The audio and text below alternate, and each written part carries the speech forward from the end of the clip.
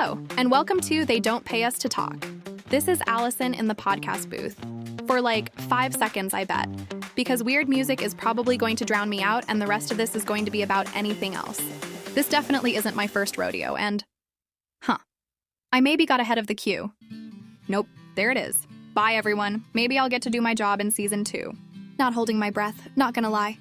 At long last, Sir David be coming to the aid of the fair Marcia MacLean, who be trapped in the dread mythical dungeon. This be the season finale, and epic action and adventure be in store by the bushelful, as all men know. There it is, gang. The black gates of the dread mythical dungeon. All we have to do is sneak past those stone golems, overpower the demon guards before they sound one of several easily accessed alarm bells, summoning a Balrog that totally has wings, having an epic sword fight from the base of Mount Evil all the way to the summit. Then I'll die, but be back in the next movie with different color hair. I am ready, Sir David. I should probably remove my top and leave it here so we don't have to waste time looking for it in the aftermath. And I have 3 completely relevant spells prepared. 1 to find the maiden, 1 to free her, and 1 to send her home to her 2 dogs, Sparky and Nico. Excellent. Temptress, you'll have to stay here, as there's a massive bounty on your head, and if you step 1 foot in that dungeon, we'll be smothered by demons in seconds. I have satellite radio in the car if you want to surf the dial while we're gone. Just don't mess up my presets. No way. You're going to need my dark magic at a crucial moment. As this is the finale, I will come up with something more imaginative and less pungent than elephant turds. I never got my weapons package finalized, but I am prepared to punch as many demon noses as it takes. No way, Hatrack. We make an odd couple pairing. The fans weren't sure about it first, but now tune in to hear more of every week. Agreed. We do have a special chemistry. We should play golf on YouTube together. All right, knock it off. Holly, you're with us. As you are an authority figure, I must comply. However, I would be remiss if I did not apply my analytical skills to the situation and note this is a stealth operation. 3 of you can sneak around with a higher probability of success than 4 of us can. Maybe we can call the podcast studio to pass the time. Oh, please. And talk about what? The Whelp Nope Tour. Pish and tosh. That snooze fest is almost over. Let's not get that poor girl's hopes up that she is suddenly relevant. Not to step on any toes, my lord, but she does make a good point. The GP cost to get 3 of us into the dungeon undetected is much lower than 4 or more. I hate doing this on the cheap, but Marcia has waited long enough to be rescued. Fine, Holly. You stay here with the Temptress. It might be wise to have extra help on the outside if things go sideways. Enough talk. Time for action. Notaxa cast her top aside and heaved her impossibly huge sword with a primal yell that did make the most fell beast quake with fear. What the hell, Notaxa? We're supposed to be in stealth mode. Shall I roll for discovery at a -10 penalty, my lord? There's no point. Look, the black gates are opening and the demon army is pouring out in season finale-worthy numbers. There's only one thing left to do. Surrender and escape with unexpected outside help later. No, I'll raise my sword, look over my shoulder at the rest of you, and run toward the advancing demon horde by myself while epic music swells. Pish and tosh. Not only is that terrible strategy, but nobody is throwing a magical ring into a lake of fire that will suddenly clear the deck and bail us out. Or are they? Let me check. Ethan wrote this, right? Never mind. Knock yourself out. I feel like I should say something iconic here that people will get tattooed on their calves for decades to come. Prepare to taste steel, ye foul demons, and despair. Nope, not it, and there she goes. Maybe they'll fix that in post. Notaxa did heave her mighty sword and her impressive knockers and rushed forth to face the demon horde head-on. Sir David, not to be cast aside like this, was the not axe a show, did rush forth a bit faster and gave the air of leading the parade. While Mord Red the Mauve reached into his bag of holding and pulled out something what hit the spot at this very moment. Excellent. I did it on my first try. I'll swig this blurg soda while epic battles happen all around me, while the camera circles me dramatically, despite this being an audio-only podcast. Yes, blurg soda be quenching your thirst in battle at the local tavern, or in any of countless rooms of an uncharted dungeon loaded with random monster encounters and just enough treasure to keep you interested. Now and cherry for 2026, ye who scrubbers. What are ye drinking water for? Blurg or die? Paid for by our tourist bottling company, Lenexa, Kansas. And now back to the action, where Sir David and Not Axe are fighting valiantly against an overwhelming demon army that politely waits their turn while swordplay be in full bore with the heroes. Now serving 73, 73, 73, come cross swords with me. 79. 79. No more waiting in line. 79. Hey, you skipped 74. I was here way longer than he was, and I only had 3 sword clinks before being run through and kicked aside. Sorry. I got my 9s and 4s confused. I'll try to get through this faster and... Oh, great. He superficially cut my cheek with his axe. Hold on while I turn my head sharply and fall to my knees, while I look incredulously at the blood on my fingers. No time for that, my lady. Here's an enchanted blood-clotting agent that gives you all of the bruising, but none of the bleeding. Much thanks, wizard. Now to dispatch this cretin. You see, I'm not a wizard. I was on the wizard track in spellcasting school, but the demands of holding down a day job while getting in a few night school classes in each semester necessarily sent me down the mage track. I do hope to take on a higher course load in the fall. Oh, for heaven's sakes, kill me already. We have a lot to get through in 20 minutes, so I will oblige. Here you go. 74, 75, 77. I got 76 in case you're worried about continuity, you guys.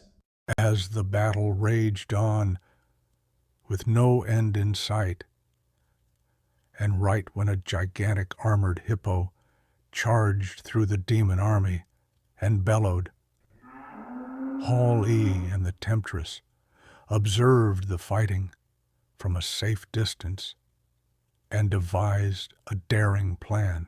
Hold on. We're just going to gloss over the 10-minute action sequence with the battle hippo. We've got deadlines to meet, sweetheart. I'm sure they'll be fine. Look, David is getting dragged around comically by his sword that he drove into the hippo's back without killing it. Anyway, get on with this bit. Temptress, I have analyzed the area and have noticed an unused employee entrance over to the right of the fighting. If I use my super speed and my super strength, I can carry you over there and we can sneak in undetected. Pish and tosh. Monotone Barbie. I could just use my dark magic and teleport us right to the cell where this damsel is said to be held. Not a good idea, Temptress. If you use your dark magic now, we'll be surrounded by too many demons to count. Swallow your pride for once, and let's be the heroes nobody was expecting but are definitely going to root for. Very well. I suppose we should kiss for luck first. Wrong movie, Temptress. Come on, let's save the maiden. Hang on tightly. Ooh, you swept me off my feet. I was kind of expecting that from Hal someday.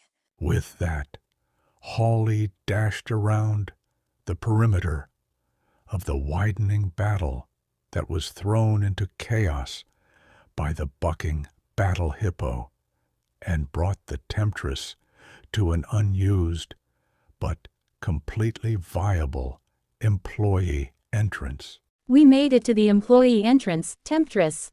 I can see that hat rack. Put me down forthwith, and let's rescue this damsel. Here goes nothing, I suppose. But when they opened the rusty door, they found themselves in a completely unexpected place and were greeted by a very familiar figure with a garden slug slithering around in a glass jar in her desk. Hey, what are you two doing here? We don't have anything scheduled for the studio. I assume there's something major happening anywhere else, being that once again we're the only ones here. Not the only ones. It's time to right the ship. Who the heck are you? I'm the Vice President of Programming at Arcturus Mobile Entertainment, and I've been sent here to make certain corrections. Have a seat, both of you. I beg your pardon. I won't be ordered around by some stuffed shirt from corporate. Whereas, I must comply as she is an authority figure. As a courtesy to you, Temptress, I will choose the less comfortable seat with shackles in the armrests. Also, on a technical point, I should be shackled here as per Jamie's standing orders as I am back in the podcast studio. I think I'll stand. Thank you very much. Incorrect. Anyone familiar with corporate environments knows whoever stands controls the meeting.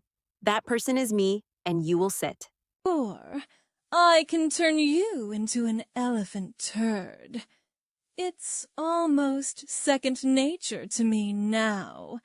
Dude, that's our freaking boss. Aren't Ethan and Jamie your bosses? Not that Jamie has any interest in what this would-be podcast has become. Correct. And when Ethan migrated to Arcturus from Fred Epcot Productions, he handed me your leash. Now, sit. I won't ask again. I can't be the only one turned on by this. When I hear sit, it rhymes with another S word. It looks like this. Funny, that normally works in a flash. Let's try that again. Perhaps my aim is off. That's never happened before. If you're quite done wasting time, let's get down to business. What on earth?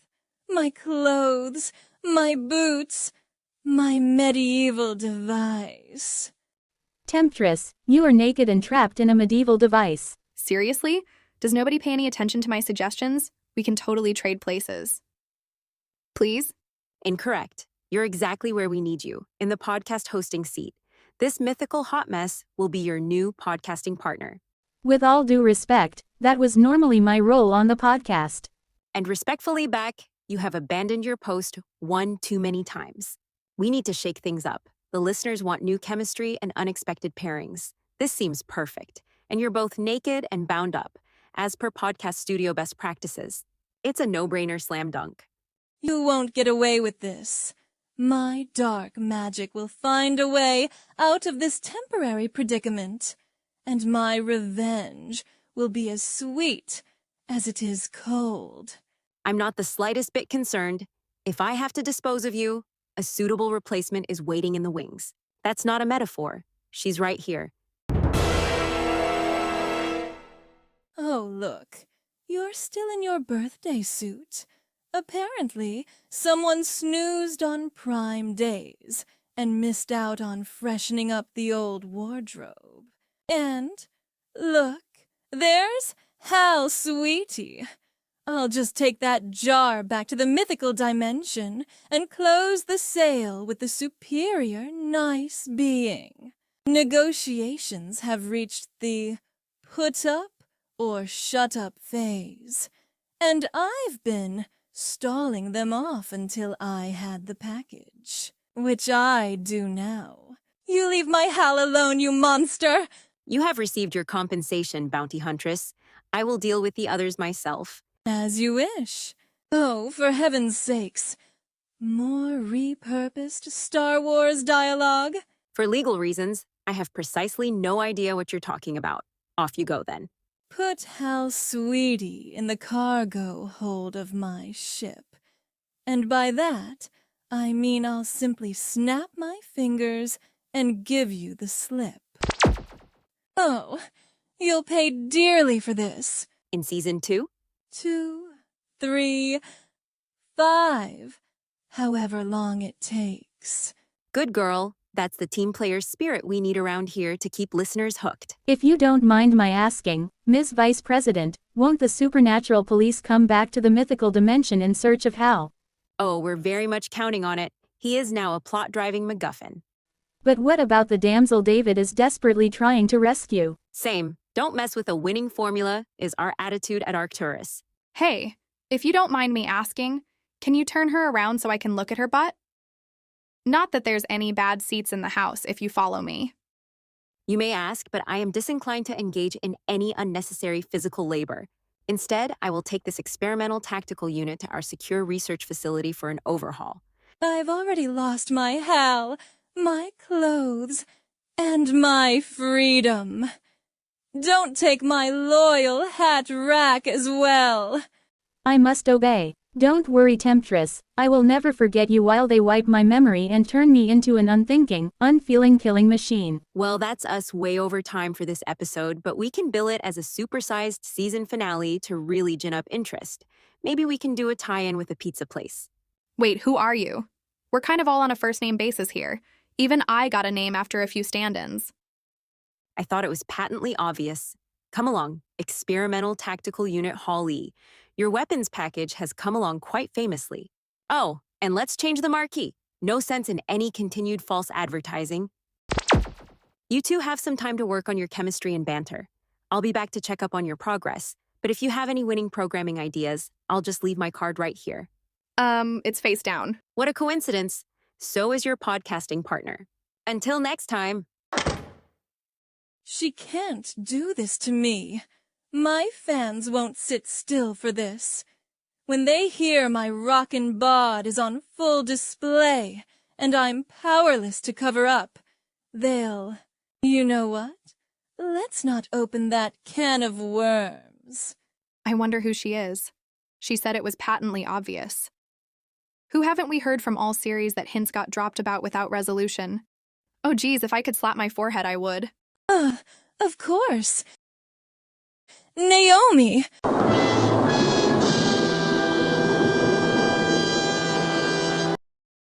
suppose we'd better start working on our chem and banter. But first, I should probably say this episode was written and produced by Ethan Johnson, and the Lord of the Maserati theme music was written and performed by Ethan Johnson as well. All characters are fictional, and no AI was used in the creation of this episode except for the Lord of the Maserati title card if you watch this on YouTube. And our new title card. They did? Why not take a picture of us for real? Are either of us looking particularly family-friendly right now? I'm looking all right. You look experienced, which probably isn't wrong. I can only imagine the calls we're gonna get if they renew us for Season 2. Let's not dwell on that. Time to change topics. Did you know there's an official merchandise store for this nonsense? Pop on over to taters-shop.printify.me and prepare to be astounded at how busy Ethan has been making shirt designs and whatnot. It's one of many ways to support the channel, but if you ask me, hitting that like button on YouTube or signaling your approval on streaming in some way goes a long way toward ensuring a Season 2. Hint, hint. So, what's your coffee order? Mine is a half-calf mocha espresso soy latte. That's espresso, sweetie. I never learned how to say that word correctly. Espresso. See? It's literally impossible. It's not literally impossible. I just said espresso 2 seconds ago. Okay, don't be all word police over here. It's not like you can punish me for being so bad. Or can you? Great. We've got a whole season to look forward to of titillating bondage banter. How thrilling. How effective. Look, we just got a like. Wow, that's one more than usual. I like your boobs. Really? I thought you were more of a butt girl. What? What?